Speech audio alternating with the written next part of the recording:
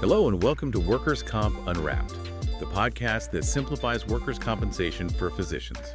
So, let's get started. Welcome to Season 3, Episode 30 of Workers' Comp Unwrapped. I'm Anique, your host, and with me is our expert guest, who have 15 years of experience in the workers' compensation industry.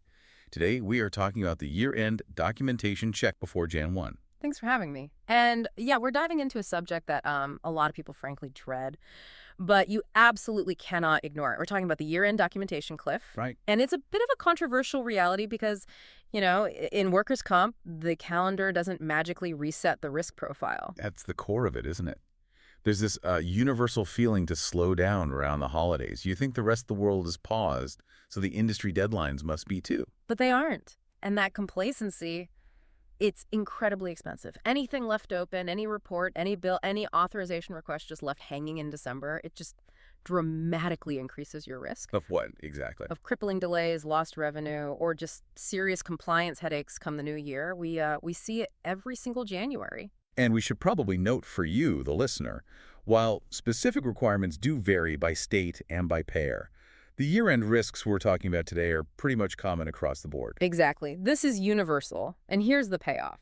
We've seen that issues left open past, say, December 15th show a 40% higher rate of Q1 denial disputes. 40%, that's huge. It is. A cleaner year-end close makes a noticeable, almost shocking difference in how smoothly that first quarter starts. It buys you efficiency. And honestly, it buys you peace of mind. Okay, let's unpack that. Let's start with what we're calling the illusion of the holiday pause. Offices slow down, it's natural. But what's the fundamental danger in assuming these open issues can just wait until January? The danger isn't just that you'll have more work later, it's about timing. The biggest risk is assuming those statutory timelines pause. But they don't. They absolutely don't. These aren't your internal deadlines. They're state-mandated compliance requirements that run on calendar days, not business days. So the clock is literally counting against you while the office is closed. Precisely. We're talking key deadlines. Billing disputes, RFAs requests for authorization reporting requirements, and, crucially, any lien-related deadlines. They all continue to run even if your staff is on vacation. If a 14-day clock starts on December 18th, it's going to expire right after New Year's, staffed or not. So January isn't just cleanup month. It becomes this frantic game of catch up on legal liabilities from last year. And that's the critical loss. I mean, by the time January rolls around, some of these issues are much harder, if not totally impossible, to fix retroactively. Because a deadline has passed. A statutory deadline. And that failure to act can shift the entire cost burden from the carrier right back onto the provider. Okay, that really underscores the urgency. Let's get practical. Let's build the checklist. What's the very first piece of documentation that providers should prioritize closing out before the year ends? The first priority, without a doubt, is outstanding medical reports. This is non-negotiable. Why they're first? Because the reports feed everything else. The entire claim lifecycle depends on them. And what kind of reports are we talking about?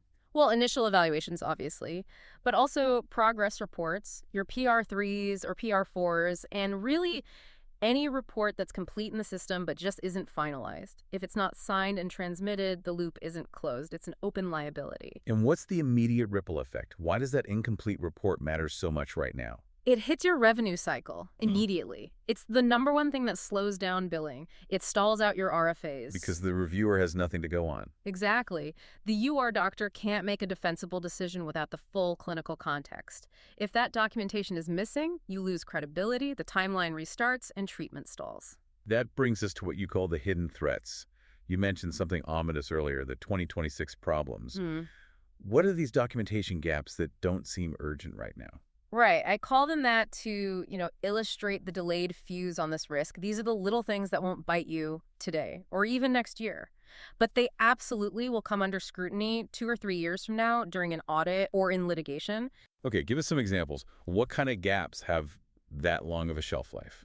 Things like missing work status. Sounds simple, but it gets skipped. Yeah. Or unclear causation language. What do you mean by that? Language that doesn't explicitly link the condition to the injury. If the notes just say general discomfort without clearly stating how the workplace fall aggravated a pre-existing condition. That's an opening for a denial down the road. That is future audit bait. Precisely. When a claim gets litigated, attorneys and auditors, they pore over these exact details. Year-end is the best chance to clean that up while the visit is still fresh in everyone's mind. That makes perfect sense. Okay. Let's move from internal docs to the next pressure point. Requests for authorization, RFAs. Why are these such a minefield at year-end? Because the UR clock is always running, but the UR panels themselves often have skeleton crews during the holidays. You have to review all pending RFAs before January. All of them. And what are the most problematic categories we should be looking for? First, any request you sent where you don't have a confirmation of receipt. If you can't prove they got it, you can't enforce the timeline. Okay, what's next? Second, RFAs that are just waiting for a UR decision, you need to know exactly where it is. Is it with a doctor or stuck in some admin queue? And the third. Any request that was deferred or modified or is waiting on you to provide more information, you cannot have any ambiguity there. So what happens if a provider misses those windows? If they assume the clock stops for Christmas and an RFA rolls into the new year unresolved? The biggest consequence is you lose your right to claim deemed authorization. Which is when treatment is considered approved because the carrier missed their deadline to respond. Exactly. If your staff missed that deadline in late December, you lose that status. Treatment stalls for the worker, and you have to start the whole authorization process over again in January. It's just so much easier to fix it before the year closes. Okay, so we've secured documentation and authorizations. Let's shift to the money. Section 4. Revenue protection. What is the single biggest billing red flag providers have to address before January 1st? Unsubmitted bills. It sounds so basic, I know. But any service you've already rendered that you haven't billed for, that's the biggest risk to your revenue. Every day that bill sits, you're losing time. I can see that being a widespread issue, though. Yeah. Offices get busy, they prioritize patients over paperwork. It is, but you have to be diligent. You have to review your explanation of review dates, your EORs.